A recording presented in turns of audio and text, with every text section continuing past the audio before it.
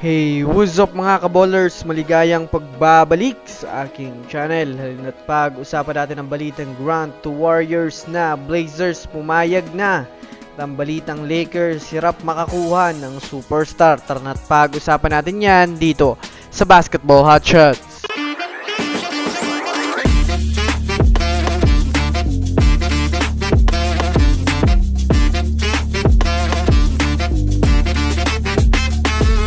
Una nga muna tayong dumako mga kaballers sa balita patungkol sa kupunan ng Los Angeles Lakers. Sa kalagitnaan nga po mga kaballers ng free agency ay ilan sa mga teams na ngayon ang nananalo na sa mga player. Meaning ilan nga po sa mga teams mga kaballers ay naka-jackpot o nakakuha na ng mga bigating superstar. Ngunit kabaliktaran rin nga po nito pagdating sa team ng Lakers mga kaballers dahil na rin bago pa man nga po magsimula ang free agency ay marami ng mga star player ang tinatarget ng Lakers. Sa katunayan nga po mga kaballers, gustong gusto nga po mga kaballers ni LeBron James makabuo ngayon ng championship roster. Kaya napakaraming star player ang kanyang hinahakot. Ngunit dahil nga po mga kaballers sa pressure na nakaabang sa Lakers ay lahat sila mga kaballers ay nagsiatrasan. Kaya hanggang ngayon mga kaballers ay hirap silang makakuha ng ilang mga player na maaari nilang ipasok sa team nila para sa susunod na season.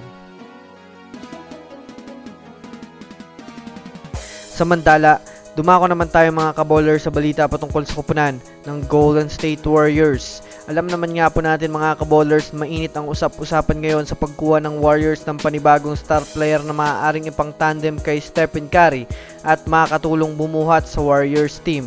Sa katunayan, dalawa nga pong player ngayon mga kaballers ang parehong tinatarget ng Warriors. Ito nga po mga kaballers ay si Jerami Grant ng Portland Trail Blazers at si Lauri Markkanen ng Utah Jazz. Naibalita ko na rin nga po mga kaballers ng nakaraang video na mayroon ng trade proposal ng Warriors sa Portland Trail Blazers. Kaya naman sa napakabilis na responde ng Blazers sa offer ng Warriors, sumagot na nga po ito.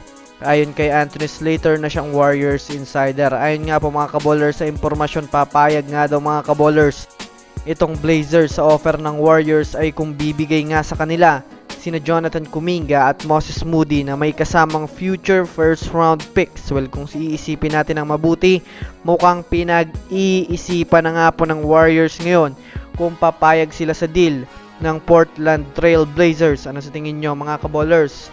Comment nyo na yan sa iba. So that's it for today's video mga kaballers. Yun lang ang ating pag-uusapan sa ngayon. Pindutin ang subscribe and hit nyo na rin ang notification bell para sa mga susunod na updates sa mundo ng basketball. Again, this is Basketball Hotshots. Thanks for watching.